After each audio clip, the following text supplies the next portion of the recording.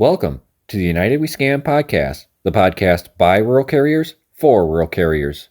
The views expressed in this podcast are of the presenters and the presenters only and do not represent the views, opinions, or strategies of the United States Postal Service or the National Rural Letter Carriers Association. We ask that you please consult your assigned union representative for guidance in your local area. Please like this podcast, share with your fellow rural carriers, and subscribe to be notified each time a new episode is uploaded. Please leave a comment or question for us below. Thank you.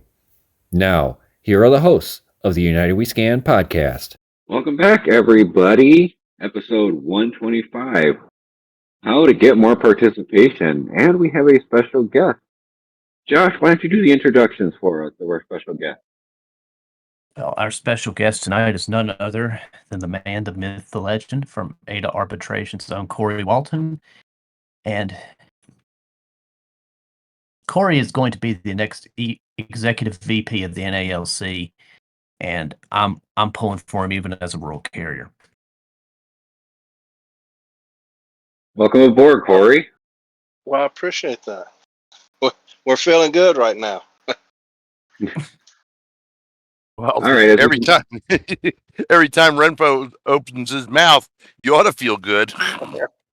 I feel much better about our odds every time he does. I mean, you could talk about Renfro or Lou Dras or any of them that are attacking you consistently. It seems like they're coming out after me for some reason. I don't know why. Because you are good to them, I thought. Because you are the voice of the voiceless in the city craft. Yeah, and I hate that Lou came out like that because I do respect Lou, but and we were going back and forth having a good time with each other. But the last time he came out and was talking about kind of glorifying his alcoholism, I said I'm going to be done with him. That he's got a bigger demon to fight than me, and so I'm not going to engage him any longer after that statement because that's a whole different beast for him. Mm-hmm. And so as we normally do, we usually talk about how our week was. We missed it the last episode, kind of just skipped right into things. But why don't you start us out, Corey? How has your whirlwind week been? Because we know you've been all over the place. Yeah, we've been going, James Henry and I, he's the one running for president. We've been going to as many places as possible. Generally, somebody asks us to come, we're going to try to be there, whether it's one person or 1,000 people. And so this past week, 2 weeks ago, we went to Cleveland, went to the zoo there. They had a big meeting there. That was fantastic. Then we drove from there to Detroit and it was a kind of a picnic for the next business agent of that region, Walt McGregory. And he's on the CLC slate. So we had a picnic up in Detroit. That was a fantastic time. And then this past week, we went to the Illinois State Convention. We had a big time there. That was in Springfield, Illinois, and had a picnic there with Branch 11. That's one of the biggest branches in Illinois, Chicago.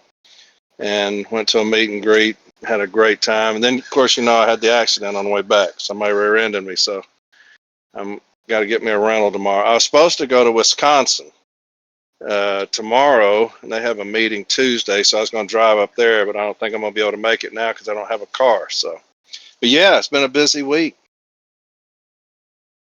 Sounds like it, and I'm sorry we couldn't meet up in Detroit. Both of us apparently were very busy at the time to actually get our schedules together. But yeah, it was a quick trip. We went up and went specifically for their picnic, and we made it over to Canada. I didn't realize that Canada was that close, but it's just across the bridge. It's right there. You could hit it with a rock from Detroit. If you take a boat south of Detroit, you'll actually hit Canada.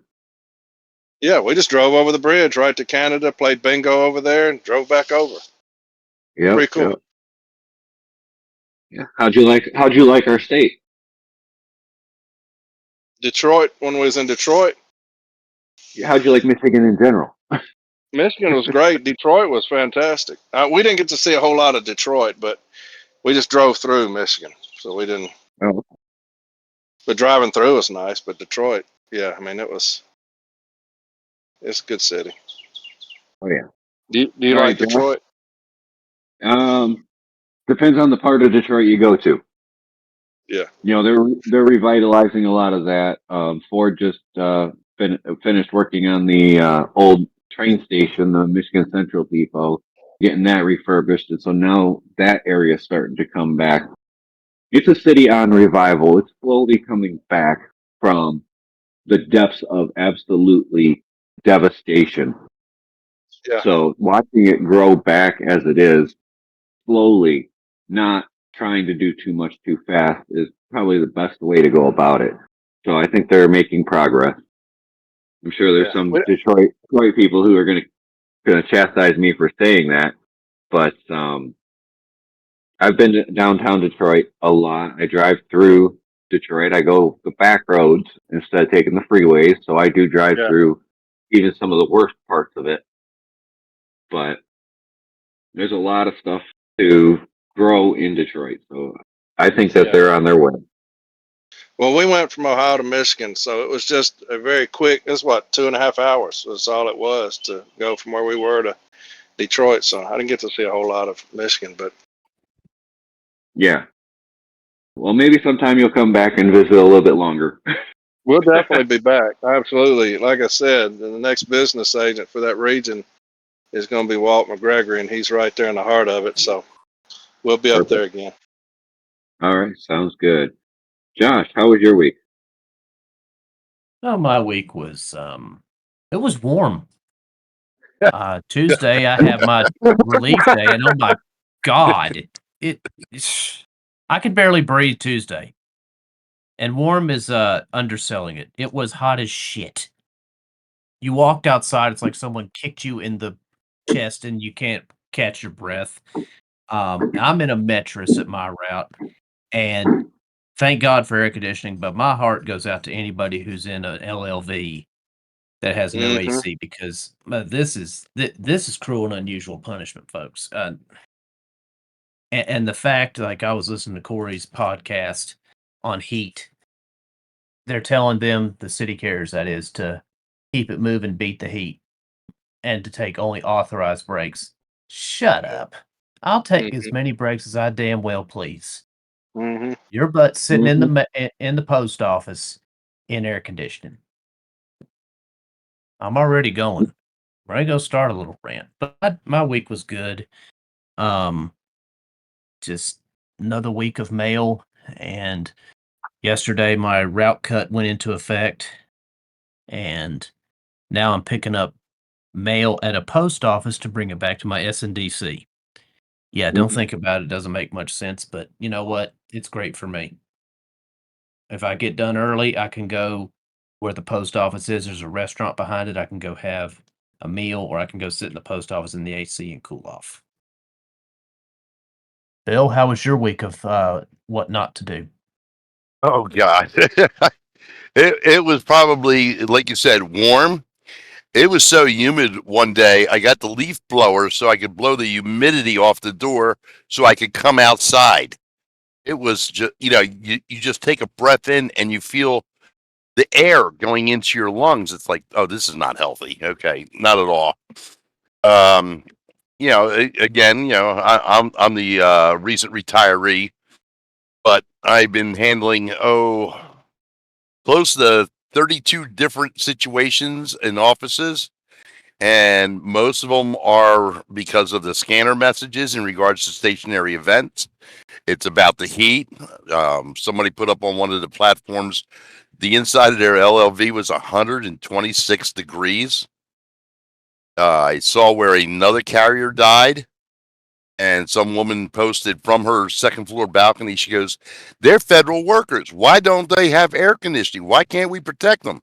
I mean, here's a common citizen asking these questions, and rightfully so.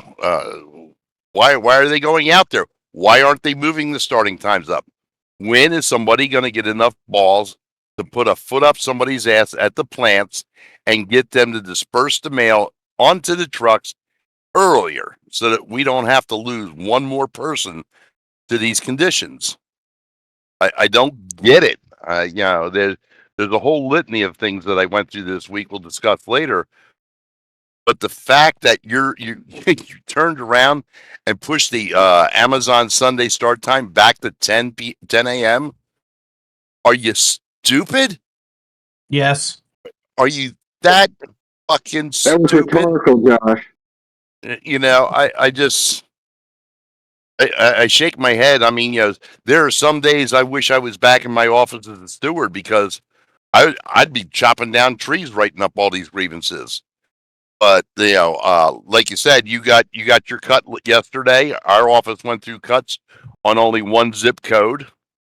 The other zip code hasn't been cut, and you know there might be a grievance there because of the fact that you know you're affecting wages for one group but not the other. There's no equitable situation there that other people can be 47s and 48s while you're being cut to 43s and such.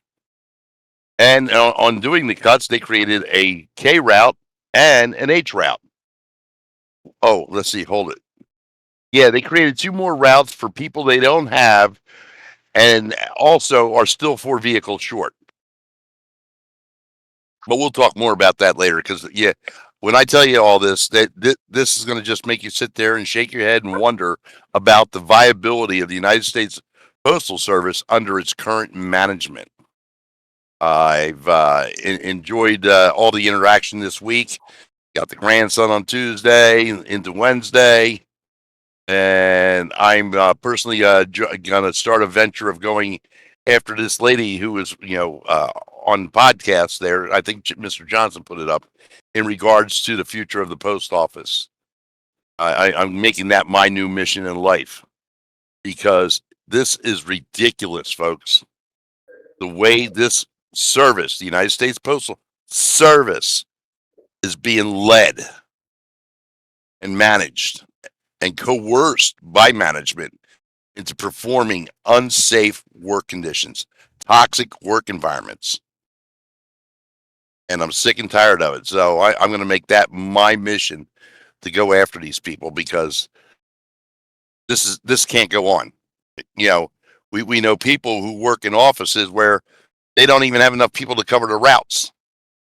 And they're beating them up on the MOU. Oh, you have to help. No, you don't. Oh, you have to take a piece. No, you don't. And in this weather, ladies and gentlemen, tell them to kiss your ass. If you volunteer, that's on you. If you don't, walk out. Enough of this horse shit. Okay, I'm done my mini rant for now. Let me tell you, ladies and gentlemen, I am so pissed at the quality of management, the lack of direction the United States Postal Service is currently in. And then you're going to bring in from somebody as a PMG who is a competitor who's been in entitled positions of the board, never really serviced the industries he's been in, and he's going to turn us around. Just like the Joy with his experience with what was it, XPO? Mm-hmm. I don't think so. And you know, just for the record, raise the price of stamps again. You're not killing first class mail enough. Raise the price of stamps again, you morons. All right, James, go ahead. You take the floor. Well, after that, wow. You make my problem seem so tiny. So on Monday, I went in and it was a heavy Monday as usual. I had 3 extra trays of DPS compared to my average. And because of the weather situation, the heat, and the possibility of rain in the afternoon, I crisscross my mail. Each address goes a different direction in my tray as I put the pulled down mail from my case, which is in a half tray next to it, into that mail, and then put it all into a half tray so it doesn't tip over and slide all over the place inside the LLV. Plus, I put a half tray upside down with a mail strap on it that holds one of my battery powered fans that uses one of my tools battery power fans, so it blows air through from the window across the truck, keeping it about 10 degrees cooler in there. Um, well, the postmaster decides to come over and berate me for the process of how I pull down and crisscross my mail. I was almost done. I was on the last set of boxes, the last section of street that I had left of my route. And he tells me, "What are you still doing in here? And why are you doing it that way? It's taking too long. You need to take your DPS and everything and take it out to the street now."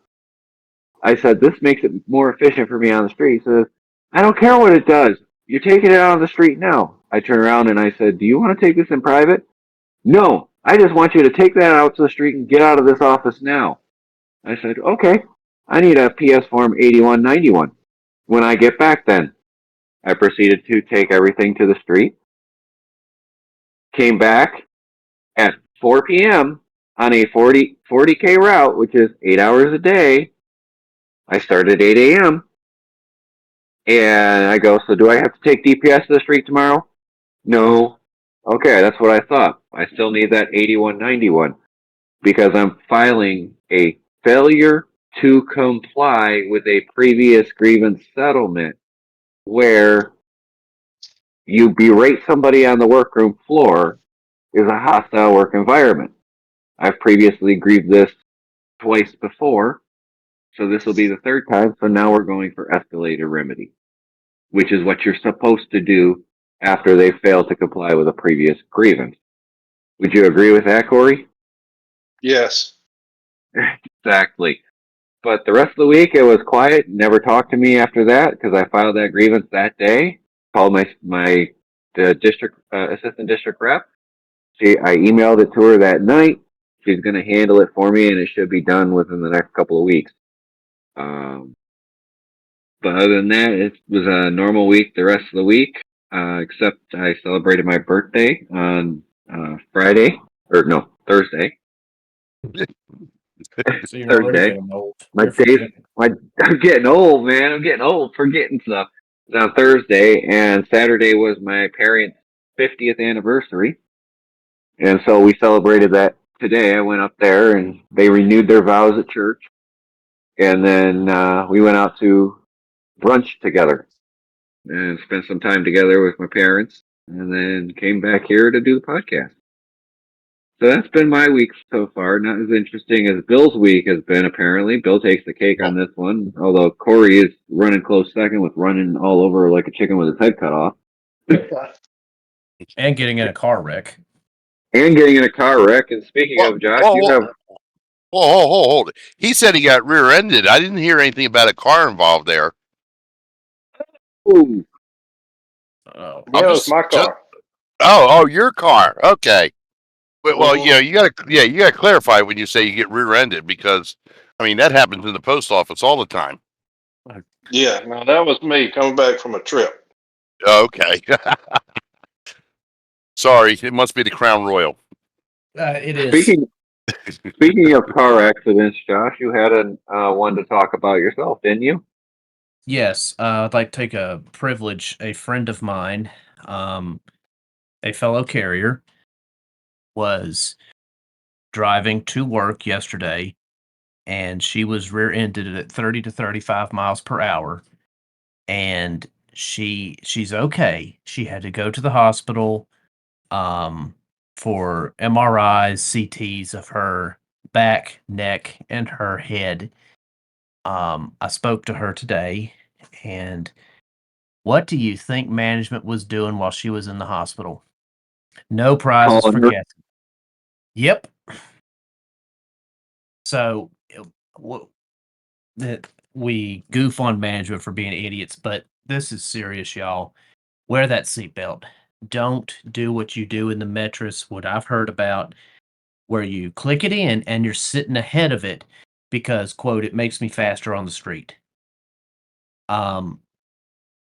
I don't want you becoming a part of the windshield or part of the dash if you get rear-ended. Um, we have a dangerous enough job as it is, and I understand they can check us with the telematics. on the mattresses and the ProMasters for our city brothers and sisters. But we need to be wearing that seatbelt.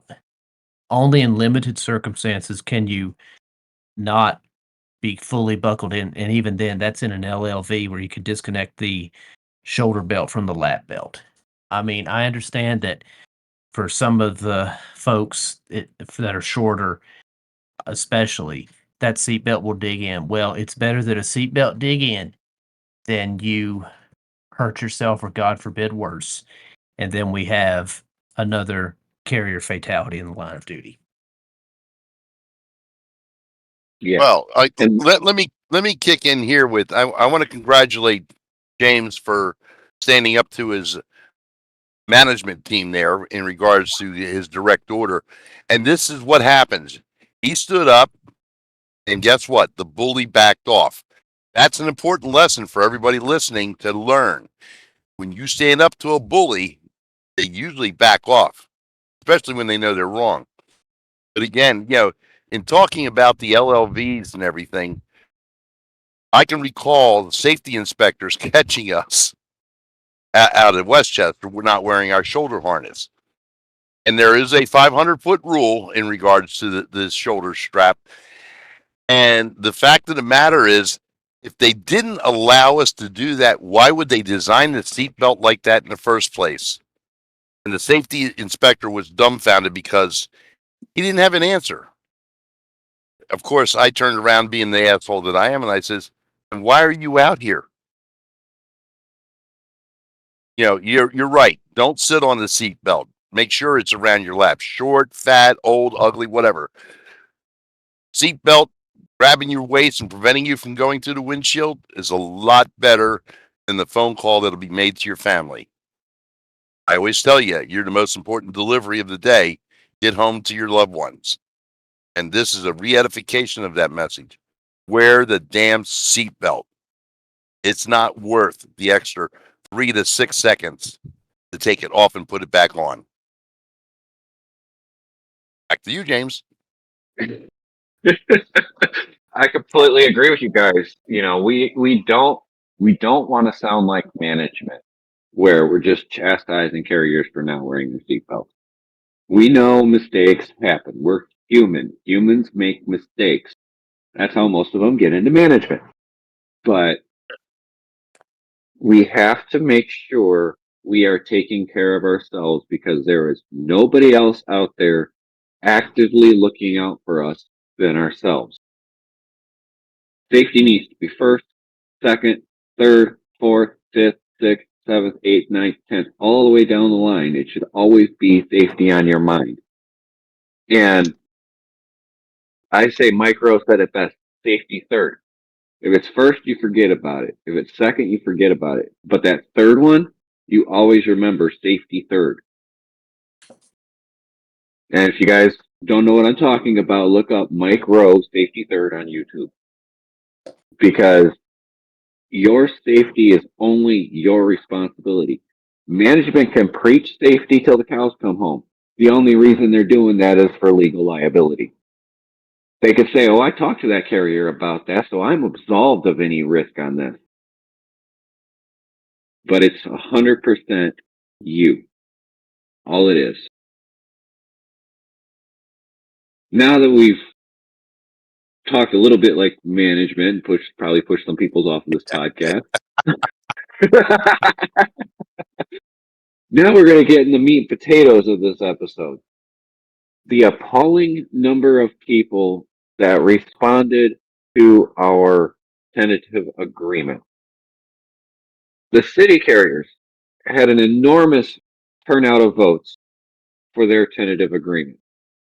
Now, I understand people didn't get their ballots in time to get it back to the P.O. box by the 13th at noon.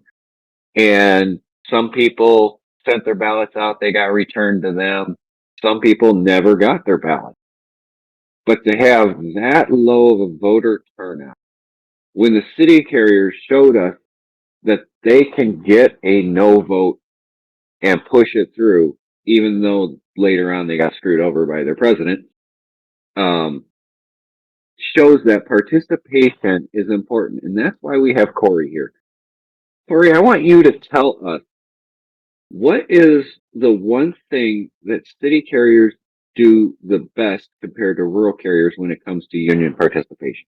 I would say that the thing that we had going for us, unlike contracts in the past, is social media. You know, we were all over social media, Zooms. We were all over that.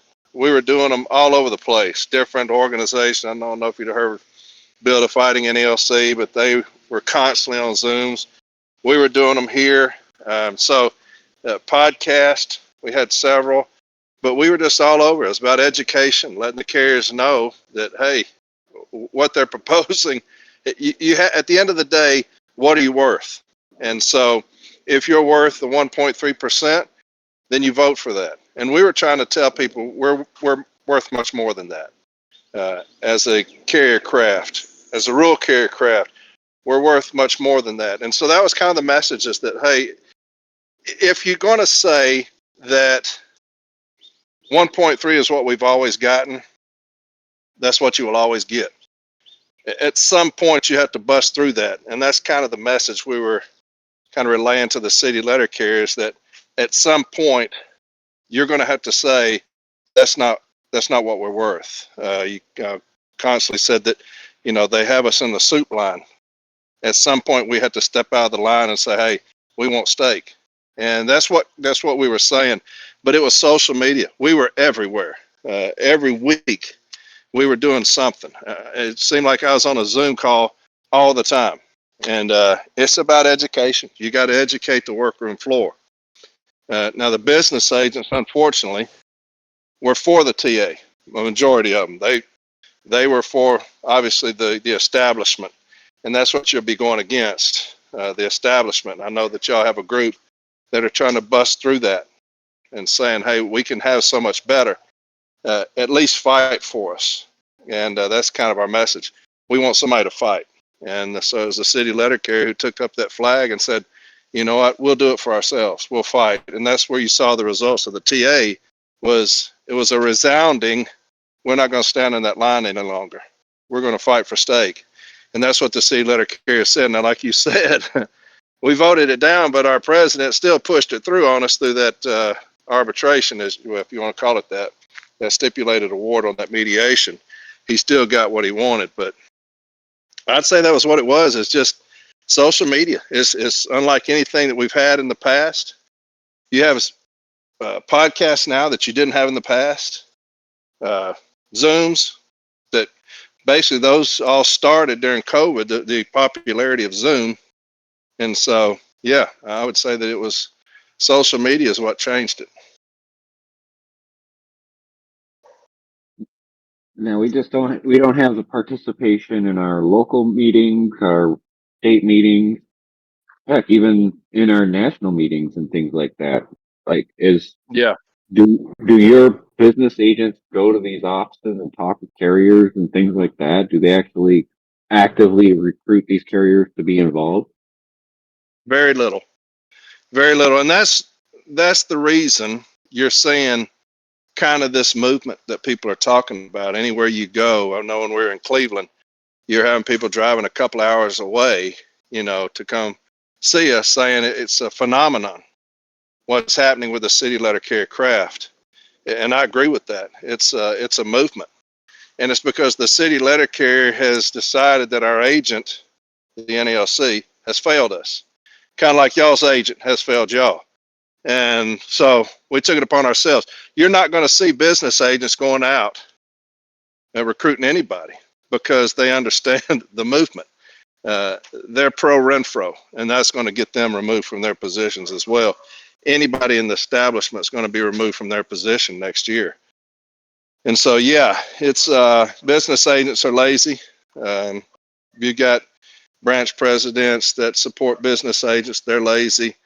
And it's just, it's long overdue for the city letter carrier to take back over this crap, but that's what we'll do next year.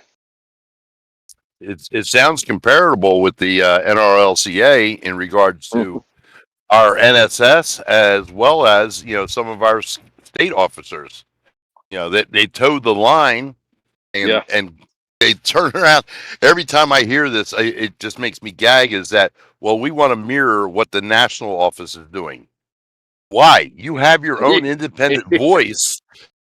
Yeah. Speak it, say it. Yeah. You're not tied into them, and The that last, just the drives me last thing, nuts. yeah, the last thing I want to do is mirror my national.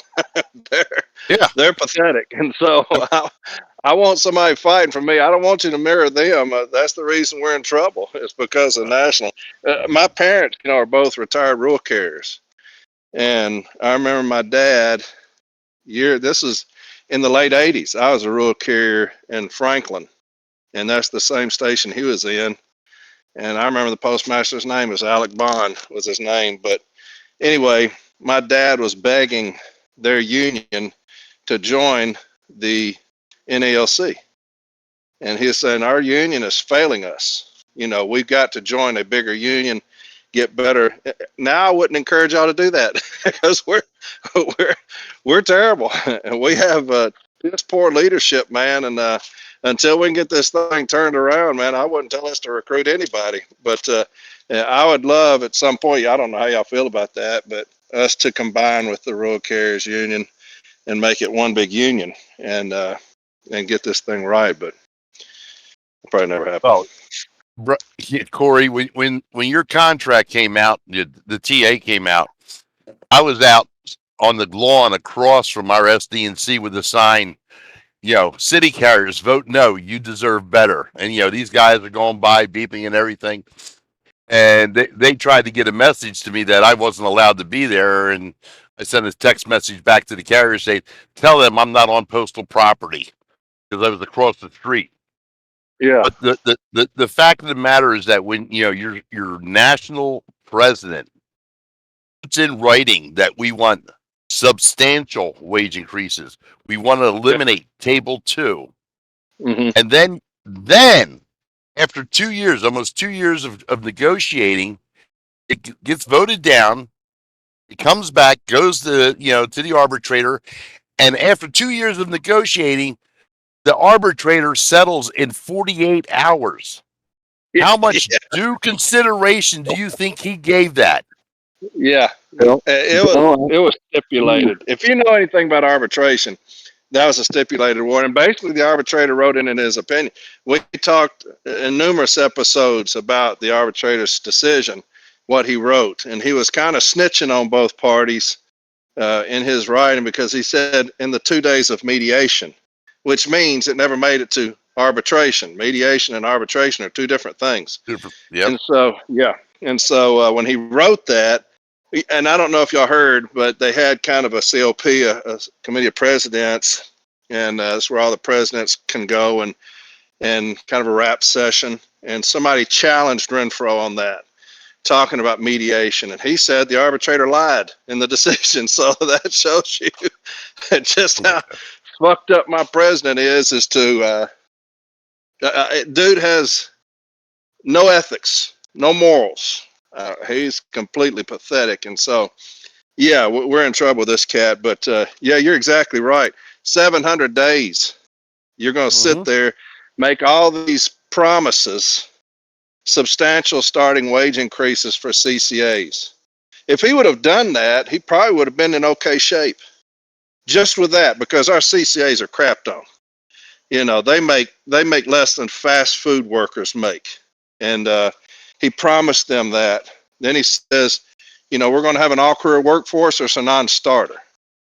He made those promises. This is going to be historic. He was making those promises. So he kind of had that carrot out in front of us, leading us along, and we kind of blindly followed. And then they hit us with it. And you realize, damn, this son of a bitch has been lying this entire time. None of these things happened. For 700 days, you did this. And like you say, you go to this mediation, and in 2 days, the arbitrator allegedly gets all this information, all this data, all these positions, and it was on a weekend.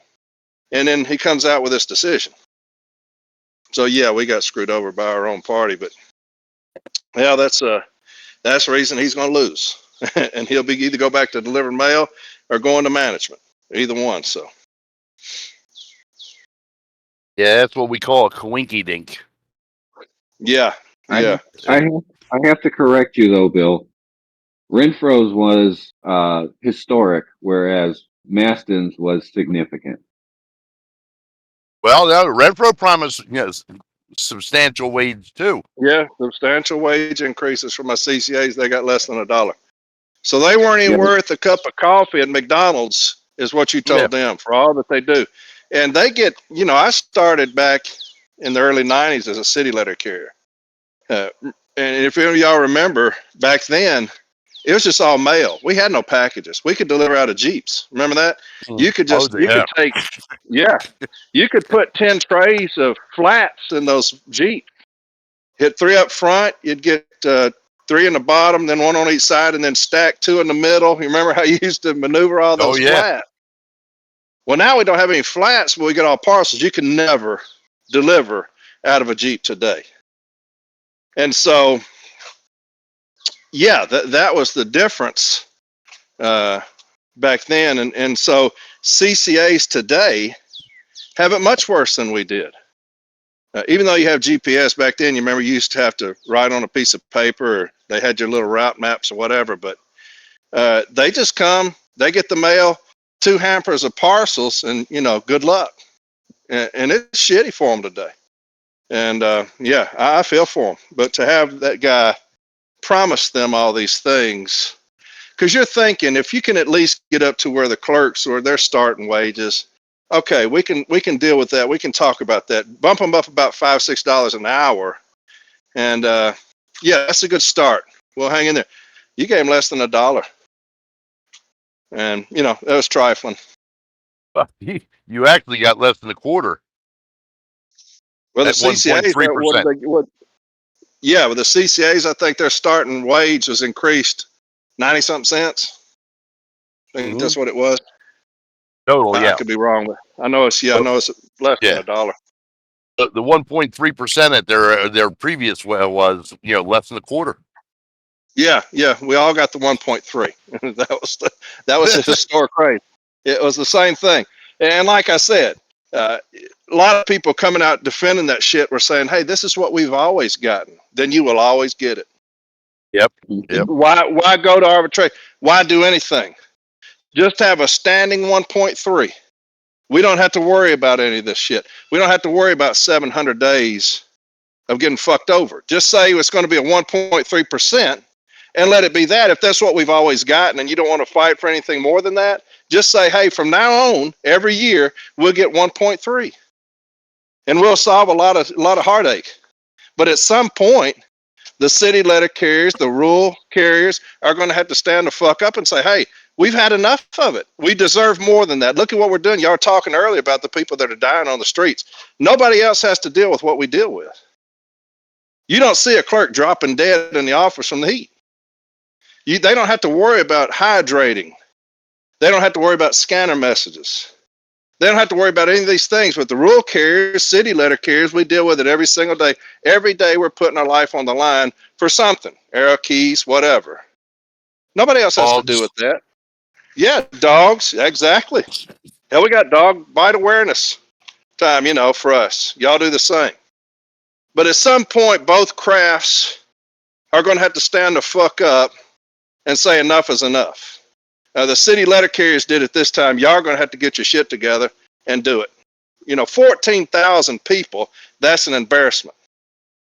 That's disinterest is what that is. That's disinterest in your craft, disinterest in your home life. If you're going to say that I'm not even going to vote for a better livelihood, come on now. Shit. What are we doing? As a rural carrier craft, what are you doing? If you got 14,000 people going to come in here and say, whatever y'all want to do to us, do it. You got, how many of y'all have in y'all's craft? 150? 130. Well, 132 is last. Yeah. 132. You had 14,000 say, I give a damn. That's what you had. 14,000 out of all those said, I give a damn about my, and it got voted in, right? Yes, it did. Yes. So you had 14,000 vote that said, however many voted saying, I want to continue to be in the soup line. That's what y'all had.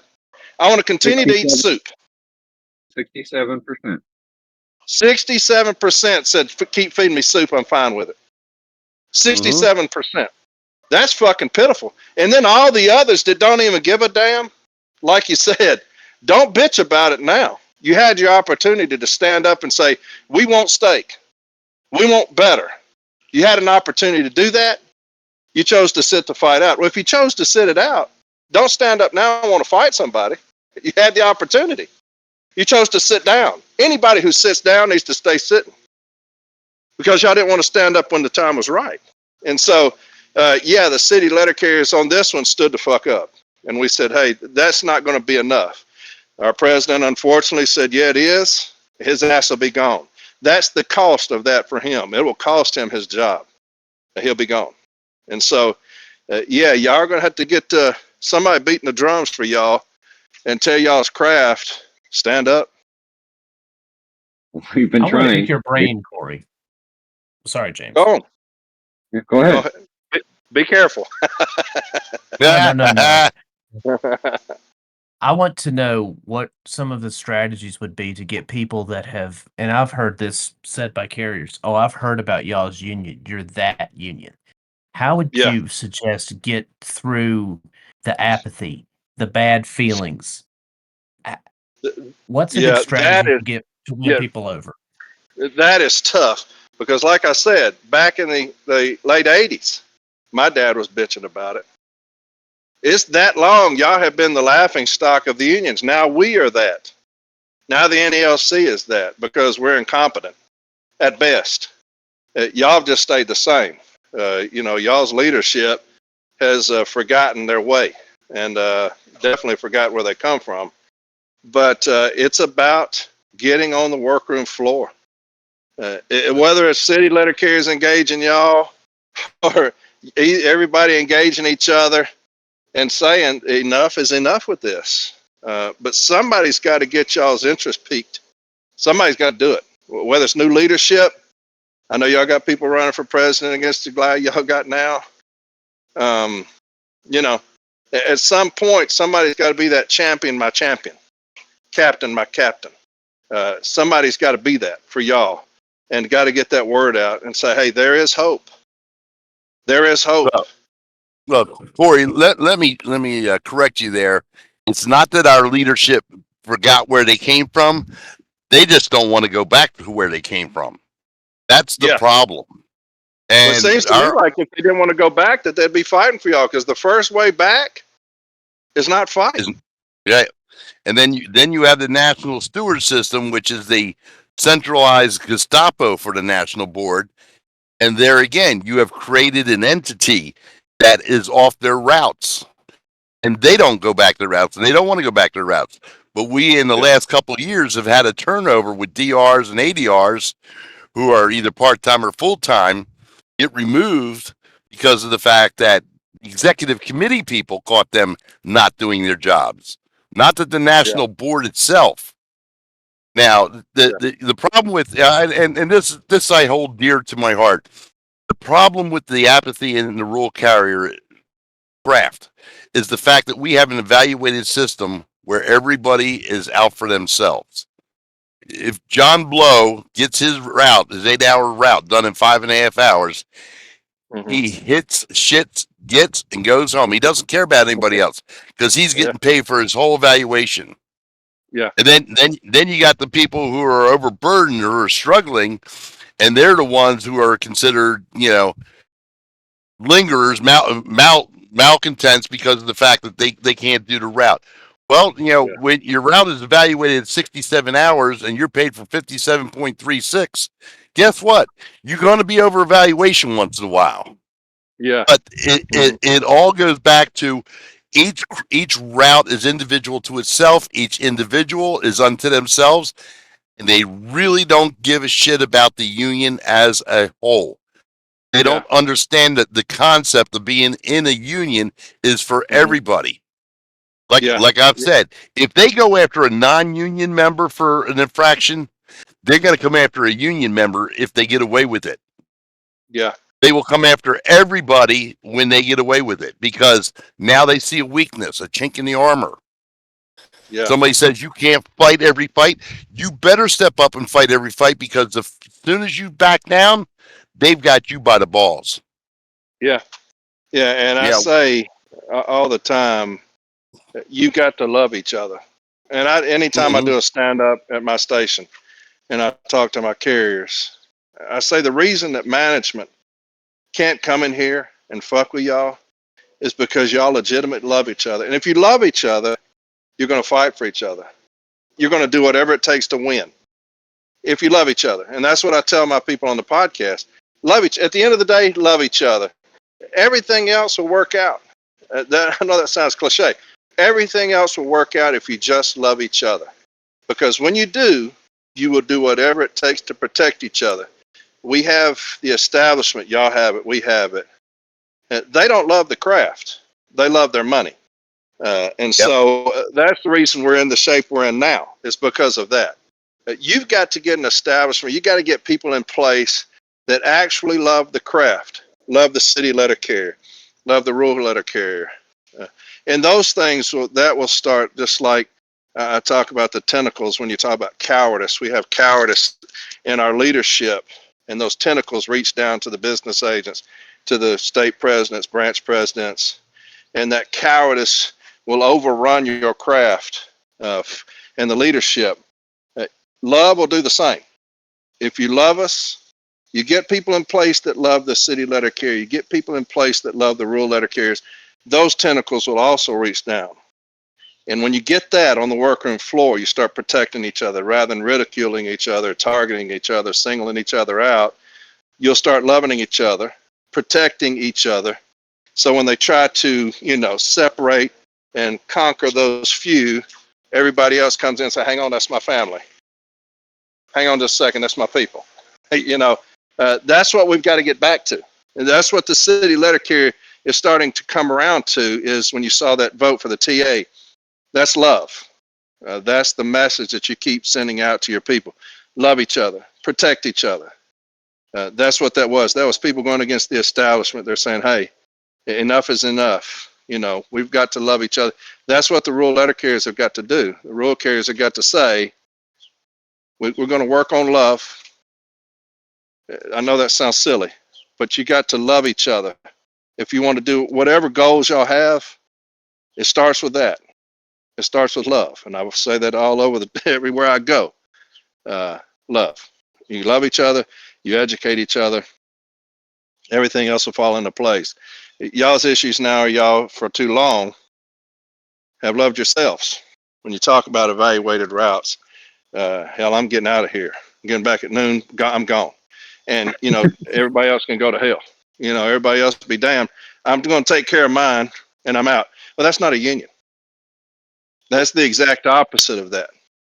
The exact opposite of union is that me, myself. If I think about me and myself, I'll be all right. That's not how we do. One aggrieved, we're all aggrieved. One harmed, we're all harmed. That's the true meaning of union. And when you get that down, that's what the city letter carriers have found, is that one harmed, we're all harmed. I don't give a damn if it's in California. If they're doing something to them, the people in Florida better be fucking raising hell about it. And that's where we're at right now as a city letter carrier. When we're talking about this movement, when we're talking about this phenomenon that's going on right now with the city letter carrier craft, all it is love. As simple as that. All it is love. The letter carriers have stood up. They said, we're going to protect ourselves. We're going to do this ourselves because we love each other. Our union, our agent has failed us time and time again. We will take over this union next year. But until then, we'll educate each other. You see it on social media, especially with this heat. They're out helping each other during this process.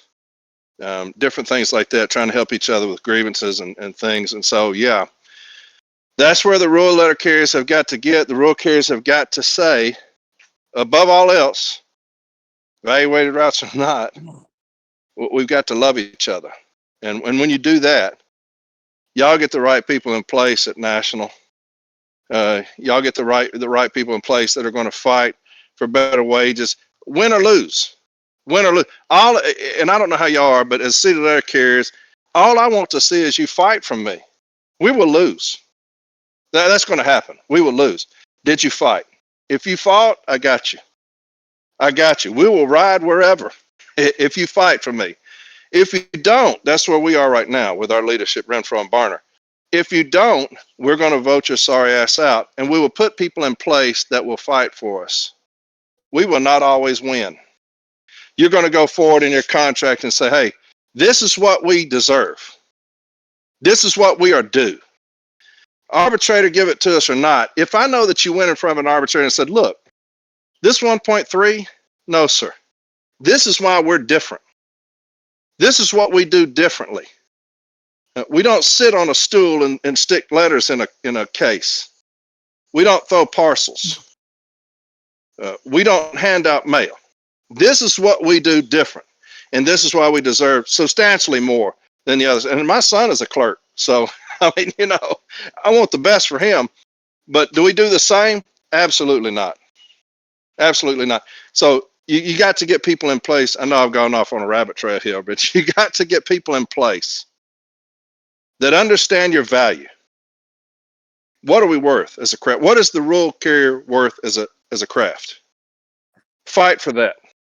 When you go in there and they say, well, past 10 contract, y'all got 1.3%. Does that sound good to y'all? Hell yeah, we'll take it. That's what you'll get. Until y'all go in there and say, here's the books. Here's the data. Here's the figures, the numbers.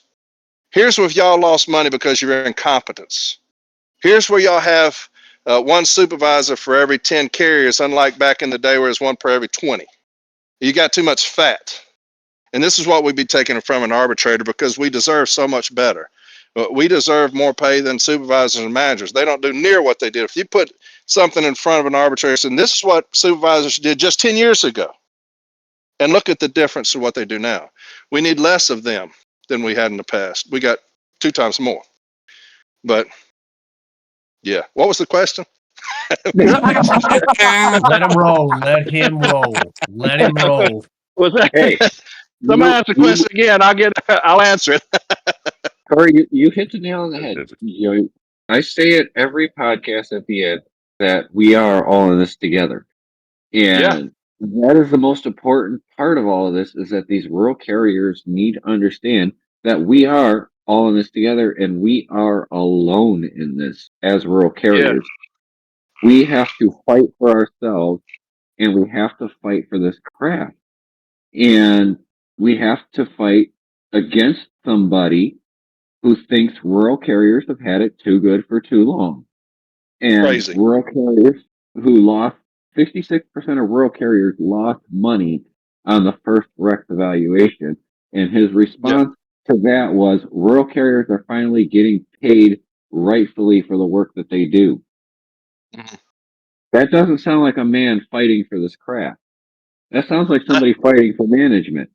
That's management. Management. If you look at I'm sorry to interrupt you, but if you look at the arbitrator's decision, the one that Nolan sent out, look at management's position. That's exactly what you just said.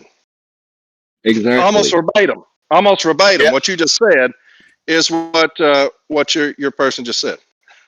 That's what management said in our TA when the arbitrator came out with his decision. He said, "Here's labor's position, the services position. Here's the union's position. Read labor's position, the services position." That's what your president just said. Yeah, didn't Tolino almost word for word with Matson? That's almost identical. Swear to God. Yep. If you go look at it, it's saying they're getting what they are due. Well, not just that. On the news on the USPS.com website, Tolino said the exact same wordage that was said in the Nolan Award, that was said by our current president. He said the same thing in the news broadcast of the rural contract ratification. It's crazy to think that these 3 people, Renfro, Maston, and Tolino, are all saying the same exact things. It's almost as if they wrote the script together.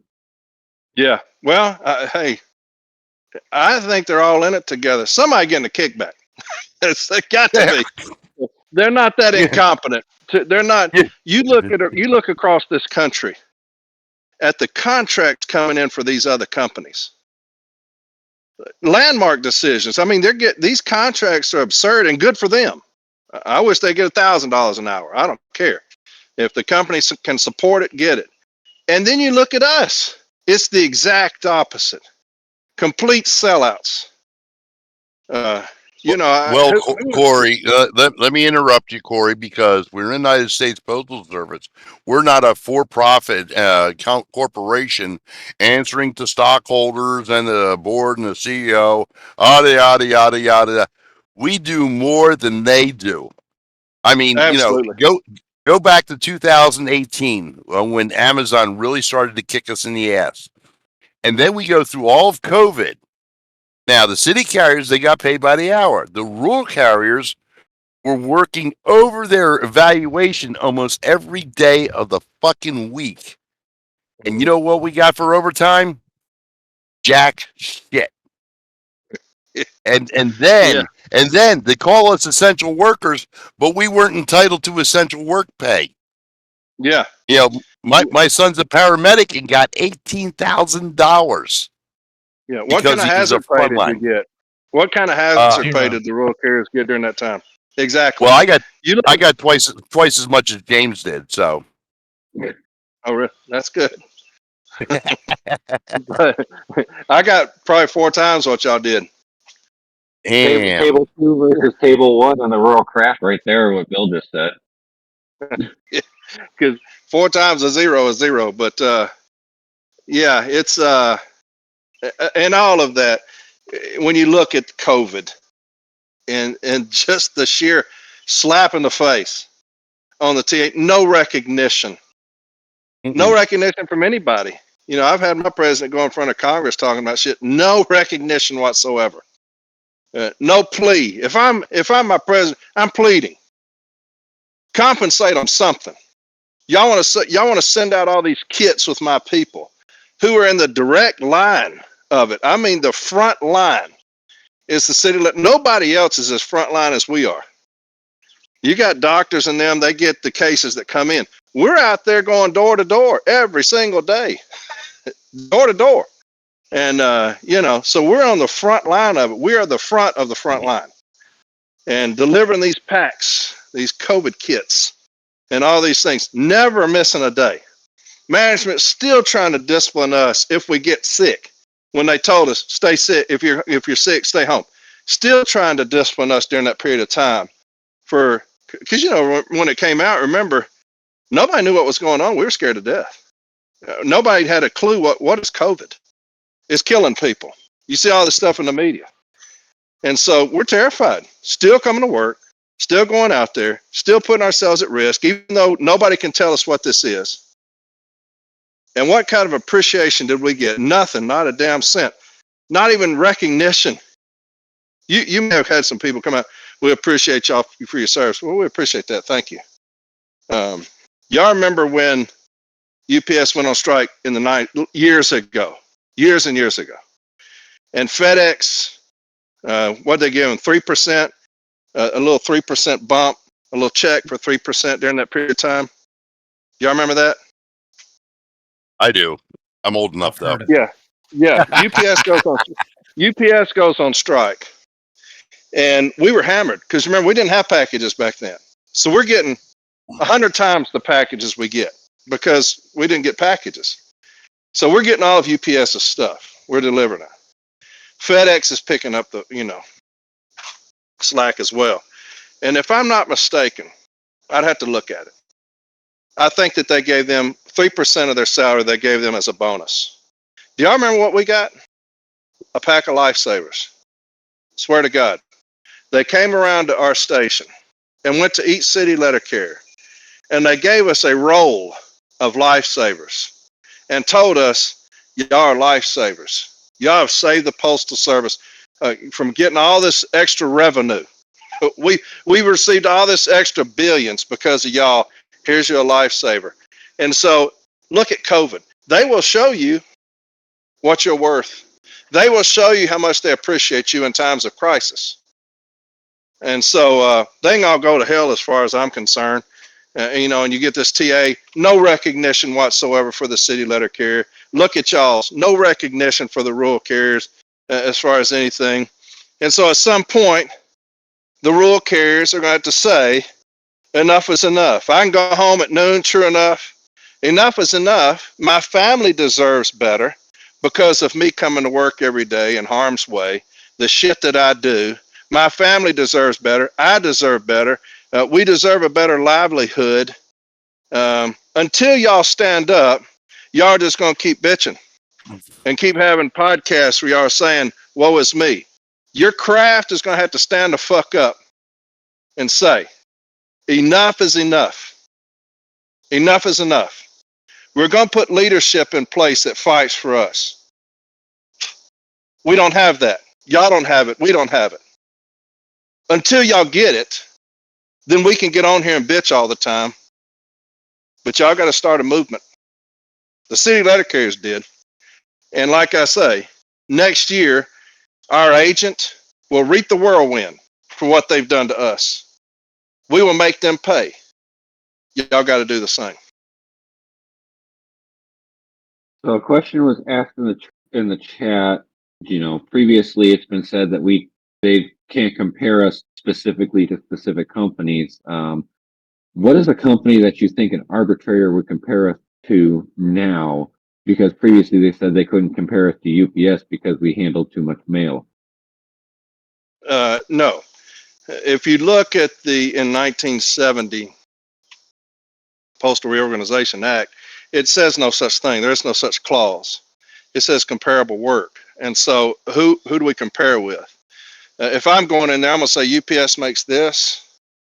We do more than UPS. Nobody can tell me different. They deliver packages for a day. We're out there delivering mail packages. In December, they get help. Y'all see them in their trucks. The people that you normally see every day, they got another person in there helping. We don't get that. We just get another foot in the ass during December. And so that's what I'm going to go by, is the Postal Reorganization Act. It says comparable work. Who compares to me? That's what I want. I read a federal court decision from a federal court judge. I had an arbitration up in Kingsport, Tennessee, and the arbitrator awarded a monetary award. It was over $200,000. And the Postal Service tried to vacate this decision, so they take it to court. And they say the arbitrator overreached, their boundary. They went outside the contract. They didn't have authority to grant that. And the arbitrator, the judge, the federal judge, wrote that Congress it basically treats the Postal Service like a private company. They're no different. And they've lost the right to say that they can't be sued. They can sue and be sued because Congress has separated them from the federal government. And so there are things out there that we can say, look, we are run differently. We are federal government, true. We receive no tax money, true. But there's so many things in place to say we deserve better and we can get better. Congress has agreed with that. The Postal Reorganization Act has agreed with that. Our problem is you got massive fat in the Postal Service. It's federal. There's going to be fat. You got to find it. And our problem is we're our own worst enemy. We have lazy negotiators. Mine wanted to call himself a skillful negotiator, and he got fucked over for 700 days. And so, our issues are we have people that refuse to get in that fight, refuse to do the homework, the hard work, getting in those books. They refuse to do that. And as long as they refuse to do that, we'll get 1.3%. You cannot tell me that we do not deserve at least $5 more an hour. You can't tell me that. Can the Postal Service afford that? Absolutely. They make money hand over fist. And so the reason, that they don't want those books is because I'm sure everybody dips into our purse. Congress, whoever. We got a lot of money going places that shouldn't be going. And, you just got to find it. You talked about UPS and stuff. I actually have a friend who had a sub come do the shadow day before their academy. They did orientation, did their shadow day, and quit the first day of academy. That person came over from FedEx and said the job was too difficult compared to FedEx. So we already have proof that it's worse than FedEx. I've heard some people say UPS drivers have come over and quit because it was harder than UPS. Yeah. So you are right. Yeah. We are worth more than FedEx. Yeah. We are worth more than UPS. We're different. And yet, We have them leaving the postal service to go to UPS. yeah, Yeah. they're You even leaving us to you go to don't see Amazon. you don't see it the other way around. This is a hard ass job, man. This is hard. They don't have to go in and listen to some dumb fool every morning while you're sticking mail. They go in there, have their trucks loaded, and hit the fucking road. We have to deal with complete idiocy when we go onto the workroom floor. I mean, complete damn buffoons. We got to deal with that every day. The most incompetent workforce in the country is postal management. There is not a more incompetent workforce in this country than postal management. I'd put them up against anybody as being the worst. And that's what we have to deal with. They're worse than that. Postal management's worse than that. I've never seen a more incompetent bunch of fools in my life than postal management. I swear they do more reports than they do actual work. Yeah, they're worth about half what they get. Let's not forget the telecoms, James. Yep. Here we go, Rich.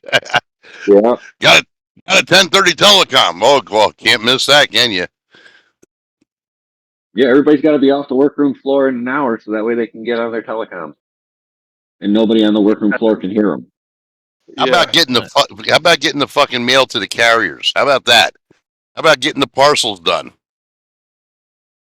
Yeah. Oh yeah. But there's a lot of things that can be done. But they won't do them, and the union won't fight for it. But there's a lot. You're talking about heat. There's a lot of things to be done to help the city letter carrier, help rural letter carriers in the heat. Everybody wants to talk. We were talking about that earlier. Everybody wants to go in front of Ocean and talk, go in front of Congress and talk. Everybody talks. Everybody's talking, and we're out here dying. All that talk hasn't lowered the degree one time, not once. Has it lowered the degrees outside? All this talk. We're still dying on the streets, and these motherfuckers have been talking for 30 years about the heat, about air conditioning in vehicles. All they do is talk. The only ones who suffer is the craft. You've not seen a union person fall out dead from the heat. You've not seen management. Well, you had them last year.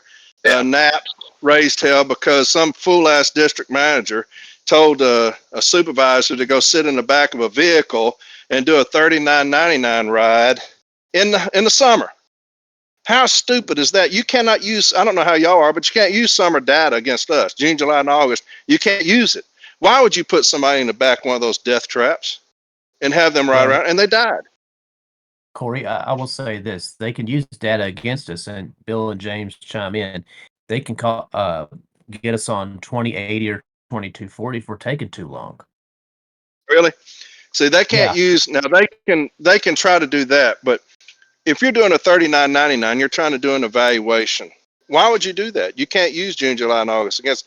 If I'm taking too long, if these individuals are taking too long, but these are blanket policies, go out each week and do a 4584 or a 39.99 ride each week. Go out and do one. Why? Why are you doing that? To try to intimidate us and bully us? Now look, one of y'all's is dead because you're a dumbass. And so, but all these people talking, all you have is talk. Everybody talks. All they do is talk. And we're dying while they're talking. At some point, somebody's got a foot in somebody's ass, and say, that's all the talking we're doing.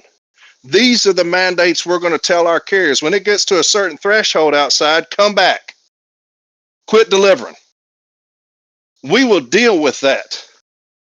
I'd much rather put in an information request for your discipline than a phone call to get flowers for your family.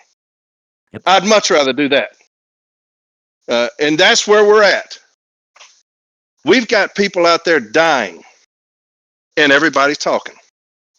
The union's going to have to say, here's what we're going to tell them. If it gets to a certain threshold, come back. Don't risk it.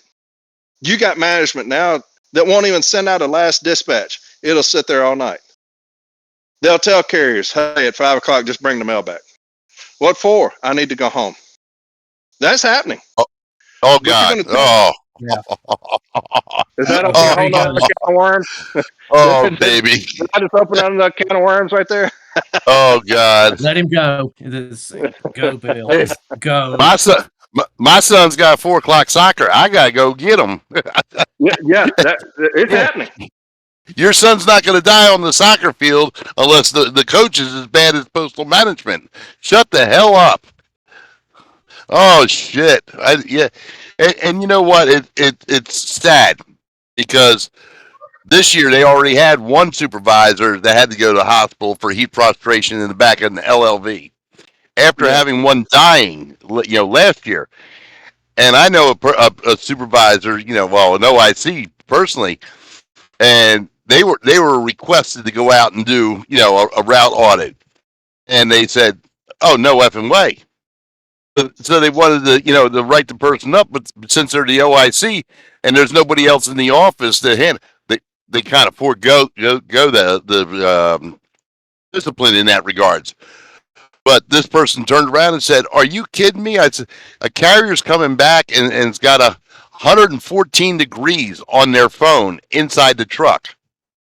Another carrier comes back with a picture of 126 degrees inside their truck. Yeah. We're in Pennsylvania. We're not even in Texas or Arizona or New Mexico. Or We're in Louisiana. Pennsylvania. Yeah. Mm-hmm. So what the hell do you think those people are going through? Yeah. No, you're right. Fuck them. Fuck them. I agree. This job is not worth your life. No. They will find another body to put in your place tomorrow and won't even blink. You die in somebody's yard, the rest of your route's going to get delivered. Oh, hell yeah. It's just not going to sit there. It'll get delivered. And so there's too many things. When you talk about start times, you can move them to 6. We don't have the mail then. But then the mail you do have send out, and the mail that comes in, that'll be the next day's mail. You had the Postmaster General say, we're not worried about standards any longer. 2 days, 3 days, first class, all those things. Hell, the express mail don't even have a standard anymore. It doesn't have a time anymore. Just 6 o'clock, whenever. Well, hell, if y'all don't care, why should we? So the mail that comes in, if we're gone, that'll go out tomorrow and just miss a day of mail. Bring us in at 6. Too many things we can do. Stick your DPS if you want. I don't know if y'all heard, but when I was on the National Safety Committee, I went at the area safety manager. His name was Bruce Getz. And we were talking, and that's all they do is talk, safety, whatever. What are we going to do? And I said, how about start somewhere? Like, let them stick their DPS. Because you're not supposed to touch that. That's sacred. Don't touch that. Let them stick their DPS. That's work that they can do in the office, in the air conditioning, that they don't have to worry about on the street. Those markups can be dealt with in here rather than having to mess with all those hold orders and all that shit out on the street. Do that. If it saves them 20 minutes, that's 20 minutes outside that 130 degrees that you're just talking about. Yep. Do that. Yep. And they said, can't do that. Ops says they're worried about our efficiency. It will always be about the numbers to them. It will always be about You're the not numbers. efficient when you're landing in someone's yard dead. That's the least efficient you can get. And so they don't give a fuck. They don't care about your safety. They don't care about your life. They care about their money. Unfortunately, the union has turned into the same thing. The union only cares about your money. And I always say this, the city letter carrier has been abandoned by the Postal Service, who all they care about is money, and our agent, our union, has abandoned us because now all they care about is money. We got a president that's spending us into bankruptcy night right now. All they care about is money. And what are we doing? We're dying. We're trying to help each other get through the summer, educating each other as far as city letter carriers, how to protect each other. And we got a union that's rogue, that's spending us into oblivion. We got postal management, incompetent as shit. The service cares about money and money only. And where are we at? Standing down here on the floor, hand in hand, arm in arm, fighting for each other. And we'll remove all these son of a bitches next year in this vote. Y'all got to do the same thing. Now, Well, Corey, you and Corey's right in regards to the money, James, because our president and other national officers sat there and said, if everybody joined in the NRLCA, we'd have another 17 to 18 million dollars to promote postal policy in regards to the crafts. Bullshit. We've got 5 people on the national board making almost $200,000 in salary, living in $800,000 to $900,000 homes that we've done paid for. So don't tell me it's not about the money. That's the only thing it's about. It's it. yeah. That's it. And last year at National Convention, I had passed up a resolution where our PTFs, who are only guaranteed 2 routes a week, would pay only a set amount of dues halfway between RCA and regular. Right now, they're currently paying regular carrier dues. Carriers that work 5 or 6 days a week dues when they're only guaranteed 2 days a week. But of course, they put the financial numbers on there of how much it would cost them with the current PTF, even though because of lack of hiring due to low wages, we're getting more and more PTS than formula offices. And so PTS are becoming more prevalent. We could have made that money up with the number of PTS that are coming into the system, but they're too short-sighted on the current money to see future monies that are going to be coming in and how participation in the union could increase because the carriers are looking at their paycheck. Hey, I shouldn't be paying the union this $30 a paycheck. Right. When I could be using that $30 in my paycheck where I can actually go and afford food and stuff like this. You know, it's one of those things. And I know we have less PTS than we did last year, but they're starting to, the big management push that I've been hearing a lot lately is formula office, which means more PTS. Management has been pushing for that for several years now since we brought on the PTF and formula office position. And yeah, because people don't want to work here even at PTF wages. But to your point, Corey, about your carriers being out on the street a lot longer, you know, my fight that I talked about in the opening, where the postmaster told me to take my DPS to the street. I will tell you this: I have cased my mail, cased it all, pulled it down, took it to the street. I have taken DPS to the street, and I will tell you my flip flop method that I use, flopping every other address, saves me 2 hours on the street from fingering through the mail. It costs me an hour in the office. So I'm still 1 hour under the time it would take me to take DPS to the street. Now I'm wondering why they don't do that with city carrier, because one, that would keep you in the air conditioning a lot longer and cooler. And then to add on to that, when my neighbor across the street from my parents was a rural carrier, and I actually went to work with her one day and watched her work, and I had to be up at 3 in the morning to be in there at 4 in the morning so she could start casing her route. And she left for her route at 7 in the morning. I'm wondering, why is it that we're getting mail so late now when back then we were getting it at 3 o'clock, 4 o'clock in the morning at all these offices? Why is it that our mail is getting there so late these days with digital sorting and processing of our mail system? You know, from not only our DPS, but also our parcels that come from the plant. Why can't we find a way to get management to push these numbers back down to 4 o'clock in the morning So carriers can come in at 5, 6 o'clock in the morning, be out of Yeah. the office at 8, 9 o'clock in the morning, and be back into the office by 1, 2 o'clock in the afternoon, just as it's Yeah. starting to get to the hottest part of the day. Yeah. And like my man said, and those that want more can get more if that's what you want. We have those that they survive on overtime, and they're probably like, oh shit, if I'm back, 701, if I'm 701ing every day, I'm gonna miss on it over. Well, there's still things in place where you can get all the time you want as long as you protect yourself in this heat. But there are those that say, hey, in this heat, June, July, and August, I want to be gone. I want to be in the air conditioner in my house. There are things that we can do to help them. We just don't. We don't want to talk too damn much, like I said. There are things that we can do. When you talk about coming in at 6 and they say, the mail's not here. Well, then start us in at 6. Whatever we got, take that. The mail that comes in, you'll just start that the next day, and then the next day, and the next day, and the next day. Yep. And Yep. so, The there are things. trickle. Yeah. Yeah. Go Well, ahead. hell, you Go remember ahead. back in the day, you said that you've been here a long time. You remember back in the day, they would stage it like that. Yes, they You'd come would. in. When's the last time you saw a color code?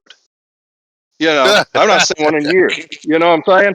Remember back then, you'd have purple, yellow, orange, Yep. all that, I remember green. those. And Purple. yeah, Yeah. you'd come Purple, in. blue, and Yeah. green. Mm-hmm. Yeah. And you'd say, this goes today, that goes tomorrow, this goes today. So they're not concerned about that. So just do that. All you're missing is a day. You're just kicking it a day. That's it.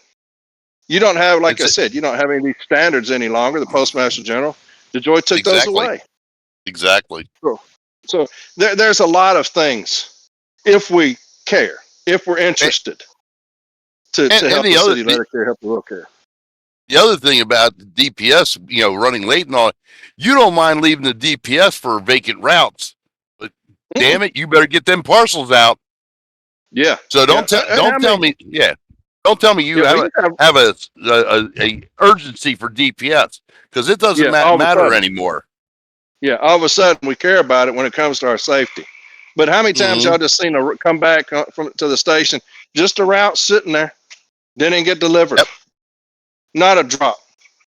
But during the summer, we can't do anything to help y'all out. This is ultra important now that we get this mail out every single day. Your health, the most important thing, the health. We don't give a fuck about that.